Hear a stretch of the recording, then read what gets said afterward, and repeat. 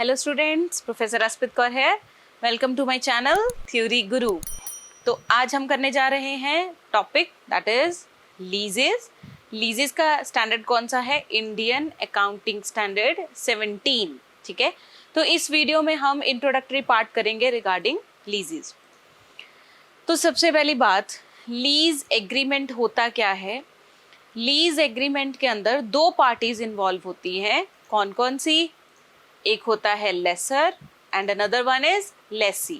ठीक है, तो लीज एग्रीमेंट में होता क्या है? जो लेसर होता है ना, वो कौन होता है? That is the legal owner of the asset.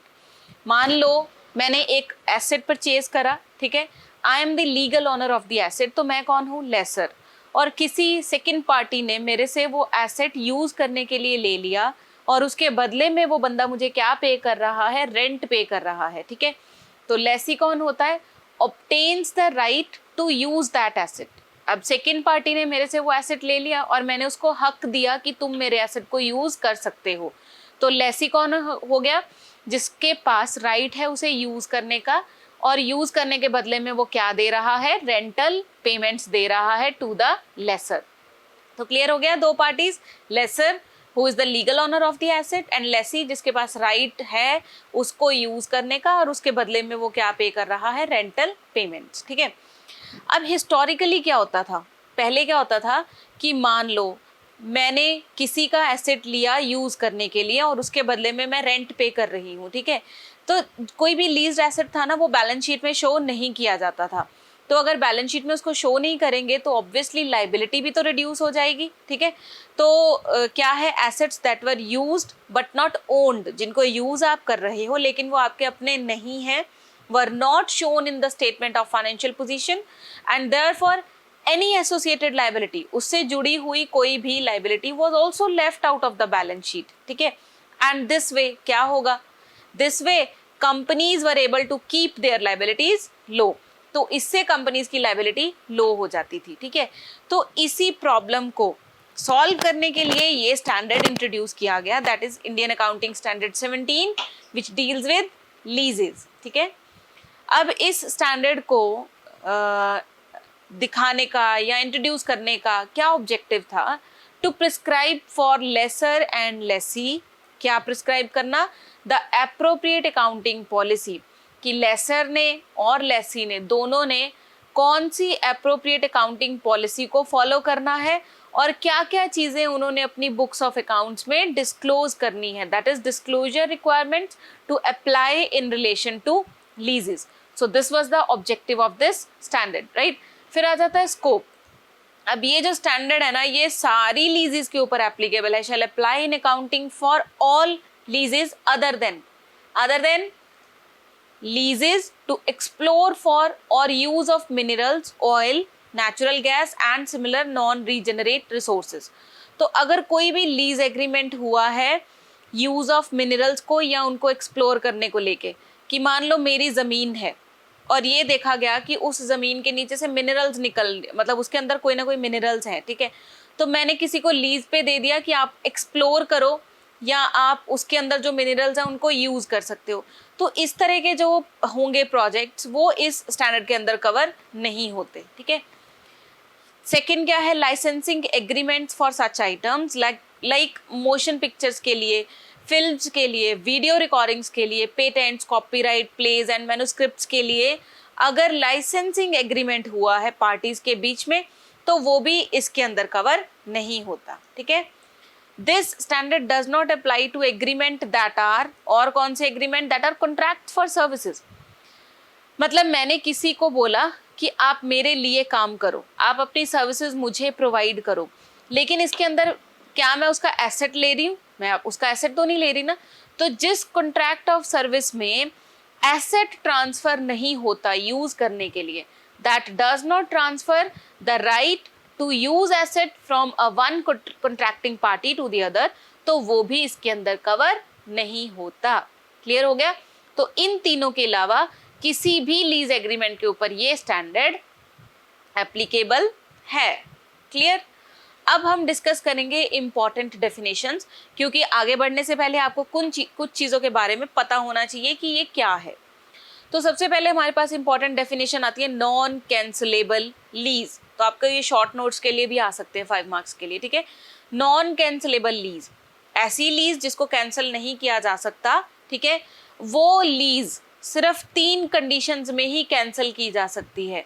Is a lease that is cancellable only, first is upon the occurrence of some remote contingency, बहुत ही मतलब अचानक से कोई ऐसी कॉन्टिजेंसी आई जो कंट्रोल में नहीं थी, उसकी वजह से लीज कैंसिल हो सकती है। और with the permission of the lessor, this is most important, कि अगर लेसर ही कह रहा है कि ठीक है मैं एग्री कर रहा हूँ, लीज को खत्म करते हैं, ठीक है, तो लीज को कैंसिल किया जा सकता है। फिर क्या है, if the lessee enters into a new lease for the same or an equivalent asset with the same lessor. मतलब मान लो मैं लेसी हूँ, मैंने लेसर से एसेट लिया हुआ था यूज करने के लिए, तो अगर मैं उसी लेसर के साथ उसी एसेट के लिए या उसके ही इक्विवेलेंट किसी और एसेट के लिए अगेन न्यू लीज साइन कर रही हूँ, तो वो पुरानी लीज ऑटोमेटिकली कैंसिल हो जाएगी। क्लियर हो गया? यस। फिर आता है हमारे पास इंसेप्शन ऑफ द लीज, कि लीज कब स्टार्ट मानी जाती है। देखो, earlier of the 2 dates, 2 dates की बात करेंगे, उनमें से जो भी अर्लियर होगा। पहली डेट है date of the lease agreement, जिस दिन दोनों के बीच में एग्रीमेंट हुआ है, पेपर के ऊपर सिग्नेचर हुए हैं, एग्रीमेंट हुआ है, या तो वो स्टार्टिंग हो सकती है, या फिर डेट ऑफ कमिटमेंट, मतलब मैंने और सामने वाली पार्टी ने, दोनों ने अभी कोई एग्रीमेंट साइन नहीं करा, लेकिन वर्बली हमने कमिट कर लिया कि आज से ही हमारी लीज शुरू होती है, ठीक है। Date of commitment by the parties to the principal provision of the lease. तो अगर हम दोनों पार्टीज ने खुद ही ये डिसाइड कर लिया कि आज से ही हमारी लीज स्टार्ट होती है, तो वो डेट हो सकती है, नहीं तो date of the lease agreement, जिस दिन दोनों पार्टीज के बीच में एग्रीमेंट साइन होगा, ठीक है। फिर हमारे पास आती है लीज टर्म। लीज टर्म मतलब वो टाइम पीरियड, जितने टाइम पीरियड के लिए लेसी ने वो एसेट लिया है, प्लस अगर कोई भी फर्दर पीरियड, मतलब उसके पास ऑप्शन है कि वो कंटिन्यू कर सकता है उस लीज को, और वो पीरियड क्या है, नॉन कैंसिलेबल पीरियड है। मतलब मैंने मान लो आई एम अ लेसी, ठीक है, मैंने सामने वाली पार्टी का एसेट जो है वो लीज पे लिया है 15 सालों के लिए, 15 ईयर्स के लिए, लेकिन साथ में वो मुझे ऑप्शन दे रहा है कि और 5 सालों के लिए आप लीज पे ले सकते हो। तो लीज टर्म कितनी हुई, 20 ईयर्स। क्लियर? फिर आता है contingent rent. This is important, ये 1-2 बार आया भी है 5 मार्क्स में। कॉन्टिजेंट रेंट की बात करें तो is that portion of the lease payment that is not fixed in amount. Contingent fixed in amount नहीं होता, वो कुछ और फैक्टर्स के ऊपर बेस्ड होता है, but is based on factors other than just a passage of time. For example percentage of sales, कि मैं कॉन्टिजेंट रेंट, मैं लेसी को बोल रही हूँ कि आप मुझे परसेंटेज ऑफ सेल्स पे करो, कि अगर आप 2 लाख कमाते हो तो आप उसका 10% मुझे पे करो, अगर आप 5 लाख कमाओगे तो उसका 10% पे करो। मतलब फिक्स्ड अमाउंट नहीं है ना, it depends upon the sale. या फिर हो सकता है अमाउंट ऑफ यूजेज, मतलब आप जितना परसेंट मेरा एसेट यूज करते जाओगे उतने परसेंट आप मुझे पे करते जाओगे। It depends upon the amount of usage of the asset. या फिर market rate of interest, it depends upon the market rate of interest, ठीक है।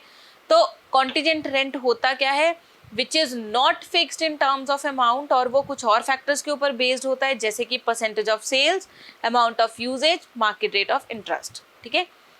फिर हमारे पास आता है मिनिमम लीज पेमेंट। इसको MLP भी कई बार पेपर में लिखा आता है। What do you mean by MLP? ठीक है, मिनिमम लीज पेमेंट।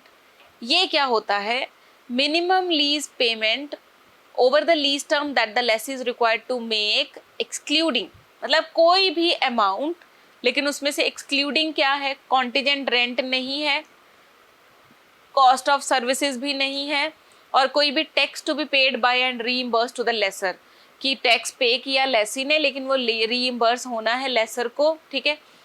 तो मतलब इन तीनों चीज़ों को छोड़ के अगर इसके अलावा कोई भी अमाउंट लेसी पे कर रहा है टू द लेसर, उसे हम कहते हैं मिनिमम लीज पेमेंट्स, ठीक है। आपने बस ये लर्न करना है कि इन तीनों चीज़ों को छोड़ के कोई भी अमाउंट अगर लेसी लेसर को पे कर रहा है तो वो होती है मिनिमम लीज पेमेंट। अब हमारे पास आता है टॉपिक क्लासिफिकेशन ऑफ लीजेस का। जो लीजेस हैं वो ना क्लासिफाई की जाती हैं risk and rewards incidental to ownership के बेसिस पे। ओनरशिप के साथ जुड़ा हुआ रिस्क या रिवॉर्ड वो किसके पास रहेगा, क्या वो लेसर के पास रहेगा कि वो लेसी के पास जाएगा। ओनरशिप ऑफ द एसेट के साथ जुड़े हुए सारे रिस्क एंड रिवॉर्ड्स, ठीक है, उसके ऊपर डिपेंड करता है कि ये कौन सी लीज होगी। अगर वो लेसर के पास होंगे तो वो डिफरेंट लीज होती है, अगर वो लेसी के पास ट्रांसफर कर दिए जाएंगे, उसको हम पोजेशन तो ट्रांसफर कर ही रहे हैं एसेट का यूज करने के लिए, उसके साथ साथ उस एसेट के साथ जुड़े हुए रिस्क एंड रिवॉर्ड्स अगर हम लेसी को ट्रांसफर कर देते हैं तो वो अलग लीज होती है, वो हम आगे पढ़ेंगे, ठीक है। तो उससे पहले हम ये देख लेते हैं कि किस तरह का रिस्क किस तरह का रिवॉर्ड, ये क्वेश्चन आया होगा आपके माइंड में। तो चलो देखते हैं। रिस्क जैसे कि possibility of the losses from ideal capacity. अब भाई जो एसेट है वो 25,000 यूनिट प्रोड्यूस कर सकता है, लेकिन आप सिर्फ 10,000 यूनिट्स प्रोड्यूस करवा रहे हो उससे, तो obviously you are bearing a loss, ठीक है। ये इस तरह का रिस्क हो सकता है। और टेक्नोलॉजिकल ऑब्सोलेंस, आपने आज की डेट पे मशीन तो ले ली और 15 सालों के लिए ले ली लीज पे, लेकिन 15 सालों में टेक्नोलॉजी तो बहुत चेंज हो जाएगी भाई, तो ये प्रॉब्लम आ सकती है, ठीक है। या फिर variations in return due to changing economic conditions. अब लॉकडाउन की एग्जांपल ले लो, लॉकडाउन हुआ है, ठीक है, लॉकडाउन के कारण क्या है, वेरिएशंस इन रिटर्न। हमने सोचा था कि हम इतने इतने पैसे कमाएंगे, लेकिन लॉकडाउन के कारण सभी लोग घर पे बैठ के सबकी इनकम इतनी इफेक्ट हुई है कि हम फालतू खर्चे नहीं कर रहे, तो ऑब्वियसली रिटर्न जो सोची थी कि इतना पैसा आएगा उसमें वेरिएशंस आई हैं। तो ये रिस्क, इस तरह के रिस्क अगर लेसर के पास रहेंगे तो अलग है लीज, अगर लेसी के पास जाएंगे तो लीज अलग है, वो हम अभी करेंगे। चलिए रिवॉर्ड्स देख लेते हैं। किस तरह के रिवॉर्ड्स, रिवॉर्ड्स में be represented by expectations of profitable operations over the economic life of the asset. मतलब कि economic life of the asset अगर 10-15 साल उसकी लाइफ है तो वहाँ उससे कोई भी अगर प्रॉफिटेबल ऑपरेशंस किया गया है तो वो होता है रिवॉर्ड, ठीक है। या फिर उसकी वैल्यू जो है वो बढ़ गई, एप्रिसिएशन इन वैल्यू, वो क्या है, गेन। या फिर रियलाइजेशन ऑफ रेजिडुअल वैल्यू, जब एट लास्ट उसको बेचा तो उससे अगर कुछ भी स्क्रैप में हमें पैसे मिले हैं, रियलाइज किया है हमने, ठीक है, तो वो भी क्या है, रिवॉर्ड। तो अब हम बात करते हैं टाइप्स ऑफ लीजेस की। वो दो तरह की होती हैं, एक होती है फाइनेंस लीज, एक होती है ऑपरेटिंग लीज। कौन कौन सी होती है, finance lease, operating lease. So, if risks and rewards incidental to ownership lies with the lessee, मतलब हमने possession of the asset के साथ साथ उसके साथ जुड़े हुए risks and rewards भी ट्रांसफर कर दिए लेसी को, तो वो होती है finance lease. And on the other hand अगर एसेट के साथ जुड़े हुए रिस्क्स एंड रिवॉर्ड्स लेसर के पास ही हैं, लेसर ने सिर्फ और सिर्फ पोजेशन दिया है लेकिन उससे जुड़े हुए रिस्क रिवॉर्ड सब लेसर को मिलेंगे, ठीक है, तो वो होती है ऑपरेटिंग लीज। अब एक और तरीका बताऊं इसको याद करने का। ऑपरेटिंग मीन्स सिर्फ किसी चीज को ऑपरेट करने का हक देना, ठीक है। ऑपरेटिंग लीज मीन्स सिर्फ ऑपरेट करने का हक देना, उसके अलावा कोई रिस्क कोई रिवॉर्ड ट्रांसफर नहीं होता, रिस्क रिवॉर्ड सब किसके पास रहते हैं, लेसर के पास। और फाइनेंस लीज मतलब पैसा, फाइनेंस मतलब पैसा, भैया ले जा एसेट, सारे खर्चे सारे रिवॉर्ड्स तेरे हाथ से, ठीक है। तो ऑपरेटिंग मतलब जब हम सिर्फ यूज करने का हक दे रहे हैं, कोई रिस्क रिवॉर्ड उसको नहीं दे रहे, और फाइनेंस लीज में हम उसको यूज करने का हक भी दे रहे हैं और उसके साथ जुड़े हुए रिस्क एंड रिवॉर्ड्स भी हम ट्रांसफर कर रहे हैं to the lessee. Very good. अच्छा, कहते हैं whether lease is financial lease और ऑपरेटिंग लीज। अब ये कैसे पता चलेगा कि ये लीज फाइनेंशियल लीज है कि ऑपरेटिंग लीज है, तो ये कभी भी it depends upon the substance, it doesn't depend upon the form. Form मतलब ये लीगल फॉर्म के ऊपर डिपेंड नहीं करता कि आपने लीगली किस तरह से एसेट दिया है।